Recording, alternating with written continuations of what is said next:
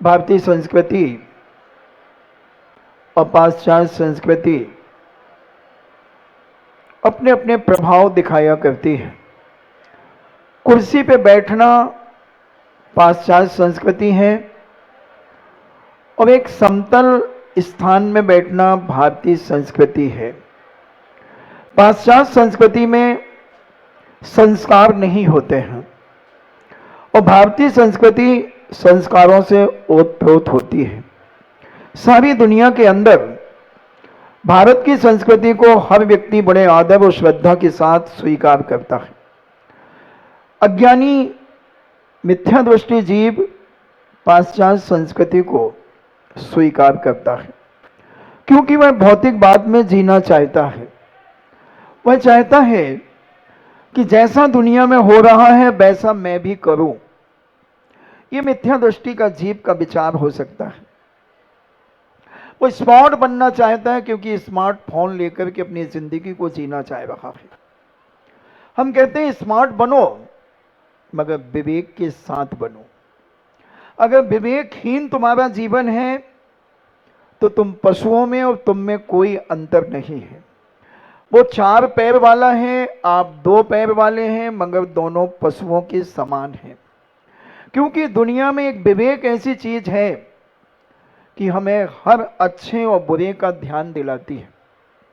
विवेक के माध्यम से व्यक्ति जीवन का आनंद लेता है और अविवेकी व्यक्ति जीवन का विनाश कर लेता है। इसलिए जैनाचार्यों ने कहा, संत महंतों ने, भगवंतों ने कहा कि अपने जीवन में विवेक को लेकर के चलो। विवेक एक ऐसा दीपक है जो स्वयं प्रकाशित होता है और सामने वालों को भी प्रकाशित करता है। और अविवेक एक ऐसा अंधकार है, एक ऐसा तम अंधकार है कि जिसमें माध्यम से व्यक्ति जानता हुआ भी कुएं में गिर जाता है, जानता हुआ भी उसका जीवन विनाश की ओर चला जाता है। भौतिक बात एक ऐसा ही अंधकार का कुआं है कि जिसमें आज जो व्यक्ति बढ़ रहा है उस व्यक्ति के घर का चरित्र दिन प्रतिदिन पतित होता चला जा रहा है। और जो भारतीय संस्कृति के जीवन के दीपक को जला रहा है उस व्यक्ति का चरित्र दिन दूना रात चौगुना विकास को प्राप्त हो रहा है। क्योंकि पाश्चात्य संस्कृति चरित्र को महत्व नहीं देती, वह धन को महत्व देती है, वह बाएं आडंबर को महत्व देती है। और भारतीय संस्कृति, जिसे हम सभ्यता भी कह सकते हैं, भारतीय संस्कृति और सभ्यता अंदर के चरित्र को महत्व देती है और बाहर की क्रियाओं को भी महत्व देती है। मैं कई बार कहता हूं कि अगर एक ब्रह्मचारिणी बहन ऐसे भड़कीले कपड़े पहन करके निकल जाए, मंदोदरी झेलना, अगर इसके लिए हम एक भड़कीले कपड़े पहना करके बालों को खुलवा करके जिस प्रकार से आज लोग चल रहे हैं, अगर वो दृश्य के रूप में आपके सामने प्रकट करें, आपके मन में क्या भाव आएगा? क्या समझेंगे आप उसे शीलवान जानेंगे, उसे चरित्रवान मानेंगे, उसे विवेकशील जानेंगे? आप कहेंगे कोई होगी नित्यांगना, होगी कोई दुराचारणी, कोई होगी पापिन, क्योंकि इसके वेशभूषा बता रही है। भले उसका मन बहुत पवित्र है, स्वप्न में भी उसने अपने पति के अलावा दुनिया के हर पुरुषों को अपना पिता, अपना भाई और अपना बेटा माना है, मगर उसकी वेशभूषा एक ऐसी भड़कीली है, इस प्रकार की उसकी दशा है कि उसे देख करके कोई साधु पुरुष भी उसे सज्जन नहीं कह सकता।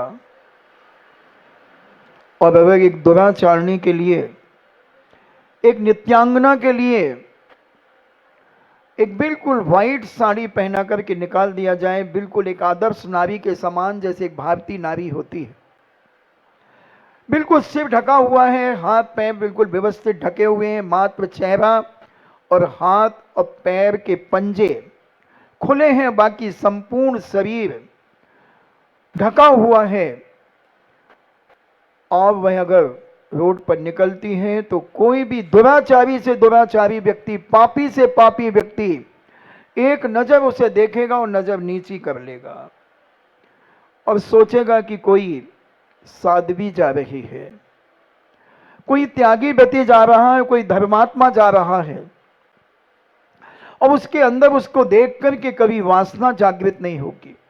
भले वो जिस दृष्टि से देख रही वो दूसरों को देख करके अपने अंतरंग में वासना के परिणामों को उत्पन्न कर रही है, और दोनों जा रही हैं। जिसे अंदर से जिसके मन में पाप नहीं है, पूर्णता स्वच्छ है, पवित्र है, सीलवान है, उसे लोग देख करके दुराचारणी कहेंगे, और जो दुराचारणी है वह सीलवती घोषित हो जाएगी। किस पे डिपेंड करता है? तुम्हारी बाह्य वेशभूषा पर, तुम्हारे बाह्य वातावरण पर। किस प्रकार का हमारा बाह्य भेष है? तो पहले द्रव्य लिंग को देखा जाता है, फिर भाव लिंग को देखा जाता है। द्रव्य लिंग यानी बाहर का भेष, बाहर की आकृति, बाहर की वेशभूषा, बाहर का पहनाव, आपके भोजन की थाली का प्रभाव, क्या खा रहे हैं, क्या पी रहे हैं, क्या देख रहे हैं, क्या सुन रहे हैं, किस प्रकार से चल रहे हैं, किस प्रकार से उठ रहे हैं, ये सारा का सारा निरीक्षण आपके जीवन का होता है। और उसमें अगर आप पास हो जाते हैं और अंदर से आपके परिणाम दुराचार से भरे हैं, तो भी आप स्वयं भ्रष्ट हैं, दूसरा आपको देख के भ्रष्ट नहीं हो रहा है। दूसरे की मानसिकता आप पवित्र नहीं हो रही है, आप स्वयं दुर्गति के पात्र हैं, आप स्वयं दुर्गति में जाएंगे। मगर दूसरा देख कर आपका आदर और सम्मान करेगा, आपको विनय से जय जिनेंद्र करेगा, राम राम करेगा, सलाम अलैकुम करेगा, सत श्री अकाल कहेगा, राधे राधे कहेगा, राम जो भी कहेगा, सीता राम कहेगा। क्यों? क्योंकि आपकी वेशभूषा एक ऐसी पवित्र आदर्श है। तो पहले हमें अपने बाहर की क्रियाओं को सुधारना है, पहले हमें अपने बाह्य वातावरण को पहचानना है। क्या हम वाकई में एक भारतीय संस्कृति के समान अपनी जिंदगी को जी रहे हैं? क्या हम वाकई में भारतीय हैं? अगर ये ज्ञान एक एक मां, बहन, बेटी के अंदर आ जाए, भाई के अंदर आ जाए, तो ये भारत पुनः सोने की चिड़िया से संपन्न हो सकता है। कोई बड़ी बात नहीं है, भले राम नहीं है इस दुनिया के अंदर, महावीर नहीं है, हनुमान नहीं है, कोई फर्क नहीं पड़ता बंधुओं, क्योंकि दुनिया में जो आया है वो जाएगा, जो आया है वो जाएगा। मगर जो हमें देकर के जाता है उसका हम क्या उपयोग करते हैं, हम कितना संभाल करके उसे अपने जीवन में ग्रहण करते हैं। साधु संतों का समागम किस लिए होता है?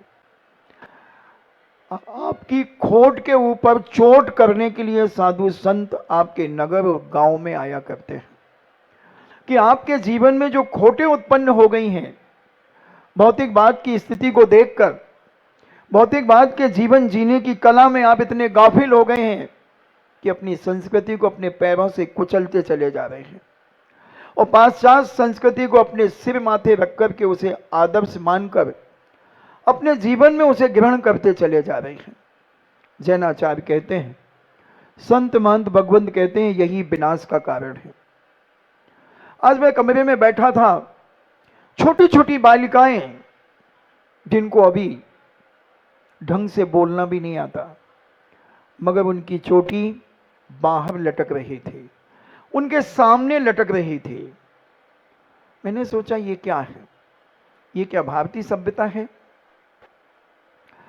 ये क्या भारत की संस्कृति है? मैंने तत्काल विचार किया, ये तो काला झंडा है। और काला झंडा किसे दिखाया जाता है? काला झंडा क्या देवसास गुरु को दिखाया जाता है? क्या अपने से बड़े लोगों को काला झंडा दिखाया जाता है? काला झंडा माता पिता को दिखाया जाता है? काला झंडा सज्जन पुरुषों को दिखाया जाता है? ये तो शोक का प्रतीक है, एक काला रंग, शोक। या किसी विरोध का प्रतीक है। विदेशों के अंदर जब वो किसी चीज का विरोध करना चाहते हैं तो एक काली पट्टी हाथ में बांध लेते हैं। हमारे यहां भी जब कोई विरोध होता है तो काली पट्टी बांध लेते हैं। तो मैंने विचार किया कि शायद मेरा भो गांव में आने का विरोध हो रहा है। मेरे मन में एक टीस लगी कि एक छोटे से बच्चे और उसकी मां, उसकी बड़ी बहन काला झंडा दिखाने का प्रयास कर रही है। मुझे क्या कारण था, क्या दिखाना चाहते हैं हम लोगों को, बालों को आगे करके क्या बताना चाहते हैं? अपनी निकृष्टता बताना चाहते हैं? अपने अंदर की विकृतियों को दिखाना चाहते हैं? क्या ये भारतीय संस्कृति की सभ्यता है? ये कहां की सभ्यता है? ये कहां का वातावरण है? कहां का पहनावा है? कहां का सोच है? किस स्थान की ये दशा है? और ऐसा कौन करता है? मैंने तत्काल विचार किया कि जिसका चरित्र नहीं होता वही इस प्रकार की वेशभूषा बना करके लोगों को आकर्षित करने का प्रभाव डालने का प्रयास करता है। सज्जन और सात्विक जीवन जीने वाला मां, बहन, बेटी इस प्रकार की दशा कभी जीवन में भी प्रकट नहीं कर सकती, और अगर करती है तो समझ लेना कि उसके अंदर पंच इंद्रियों के विषयों की वासना की लोलुपता अभी से हम बीजारोपण कर रहे हैं। आगे उसका चरित्र दुष्चरित्रता की ओर बढ़ जाएगा। कोई रोक नहीं सकेगा बंधुओं, क्योंकि बच्चा एक नादान होता है। बालों का बहुत बड़ा लॉजिक है, बालों का बहुत बड़ा ज्योतिष है, बालों की बहुत बड़ी वास्तु है। बंधुओं, आपने गौर किया हो, आपके घर की बुजुर्ग माता जब घर में 25-25, 30-30 लोग एक चूल्हे पर भोजन करते थे, एक तिजोरी थी, और दादी मां अपने सारे बालों को पूरा एक जूड़ा बनाकर को एक रस्सी से बांध लेती थी, या एक रिबिन से बांधती थी, 2 लेविन टोक्यो लटका लेती थी। लेविन टोक्यो होते थे पहले, ऐसे नीले, काले, लाल, सफेद, ऐसे गोल गोल होते थे, और वो रबड़ में बंधे होते थे, 2 एक साथ होते थे। बूढ़ी अम्मा उनको फंसा करके और अपना आदर्श समझती थी, और जब तक ये बूढ़ी मां पूरे बालों को बांध करके रखती थी तो पूरा घर बंधा रहता था, पूरा घर एक झंडे के नीचे रहता था। उनकी आज्ञा के बिना घर में कोई पत्ता नहीं हिल सकता था। और कितना आदर्शमय जीवन जीती थी वह मां। अपने पति से कभी मुंह लग करके बात नहीं करती थी। पति से भी बात करना है तो घूंघट, आंखों के ऊपर तक साड़ी का पल्ला होगा और नीचा सिर होगा। पतिदेव यूं खड़े हैं तो वो श्रीमती यूं खड़ी है, सामने आंख से आंख कभी मिलाकर के उन्होंने बात नहीं की। ये कहलाती हैं भारतीय नारियां, ये कहलाती हैं आदर्श नारियां। ये भारतीय संस्कृति की रहने वाली ये जनक नन्नी सीता की छोटी देवरानी, देवरानियां, मैना सुंदरी की देवरानी, चेलना की देवरानी, उनकी छोटी बहन, ये आदर्श नारियां कहलाती हैं। कभी भी उन्होंने अपने जीवन में पति से मुंह लग करके बात नहीं की। बहुत कम शब्दों में बहुत सारी बातें कह देती थी, और पति भी उनको बहुत अच्छे ढंग से सुनकर के उन काम को पूरा कर देता था। क्या आदर्श था हमारे घर की माताओं का। सारे काम सुबह 4 बजे से लेकर रात को 10 बजे तक वो मां पूरे घर का काम करती थी। कोई भी ऐसा काम नहीं था कि जो उसे नौकर करते हो। झाड़ू पोंछे से लेकर हाथ की चक्की, कपड़े, क्या क्या नहीं करती थी, कुएं से पानी खींचना, सारे काम करती थी और पूरा श्रृंगार से अपने जीवन को जीती थी। आदर्श नारी कहलाती थी, भारतीय संस्कृति की मां कहलाती थी। आज वो मां चिराग लेके भी अगर ढूंढने निकले तो बहुत दुर्लभ है। कहां चली गई वो सारी माताएं? क्या संस्कार, क्या वसीयत दे गई वो अपनी बहू बेटियों को? क्या वसीयत दे गई? आज तुम्हारे बर्तन कौन मांजता है? जिसके बाप का पता नहीं, जिसकी जात का पता नहीं, एमसी में आकर के भी बांझ रही हो तो तुम्हें क्या पता? किससे मंजवावे हो तुम अपने घर के बर्तन, जिसमें तुम्हारे पति ने भोजन किया है, जिसमें तुम्हारे बेटे ने भोजन किया है, तुम्हारे बहन ने, तुम्हारी बेटी ने भोजन किया है, वो बर्तन एक दूसरा व्यक्ति मांजेगा? शराबी, जुआड़ी, कबाबी, मांस अंडे खाने वाला मांजेगा? थोड़ा विचार करना। झाड़ू कौन लगाएगा? कौन लगाएगा झाड़ू? अपने आप को टटोलना कि आज हम कितने विकृत हो चुके हैं मानसिकता से, कितने पाप हमारे मन में उत्पन्न हो जाते हैं किसी पर पुरुष को देख करके।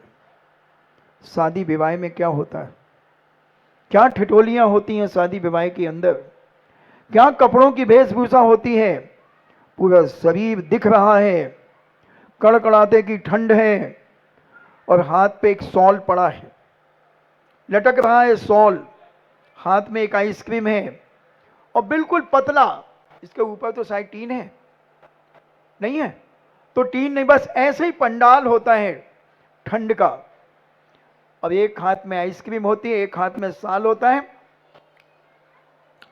आइसक्रीम खा रही ठंडी है और 4-5 पर पुरुषों से 4-5 महिलाएं ठिठोलियां कर रही हैं, उनके पति दूसरी महिलाओं से कर रहे हैं और ये दूसरे पुरुषों से कर रही हैं, वो भी आइसक्रीम खा रहे हैं, ये भी आइसक्रीम खा रहे हैं और भयंकर ठंडे 4, 5 और 8 डिग्री टेम्परेचर है और उसके बाद ठिठोलियां चल रही हैं, बाल खुले हैं क्योंकि तार तार हो गए हैं, हमारा अब एक पति नहीं बचा है, हमारी मानसिकता में वासना जागृत हो गई है।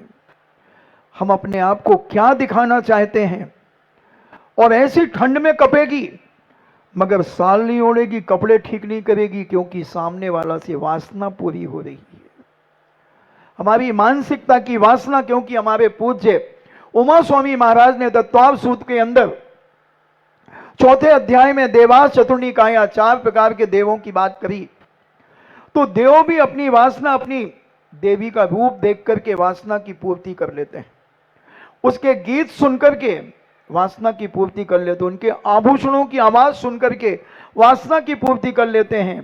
तो ऐसे ही हम उनसे बात करके अपनी वासना की पूर्ति कर लेते हैं। इतने गिर गए हैं हम भौतिकवाद के युग में इतने गाफिल हो गए हैं। क्या होगा हमारा? थोड़ा समझने का प्रयास करें। एक सज्जनता अभी मरी नहीं, अभी पंचम काल का अंत नहीं आया है बंधुओं, अभी पंचम काल के 18,400 कुछ वर्ष बाकी हैं। चिंता नहीं करना, अभी बहुत बड़ा जीवन है और लग रहा है तुम्हारी क्रियाएं देख करके कि छठा काल बहुत जल्दी आने वाला है। अभी कुछ नहीं बिगड़ा है, सुबह का भूला शाम को घर लौट के आ जाए तो मैं उसे भूला नहीं कहता, मैं उसे डिज्नीलैंड का झूला कहता हूं। यानी जब जागे तब सवेरा है बंधुओं, अभी कुछ नहीं बिगड़ा, अपनी गलती का एहसास करो।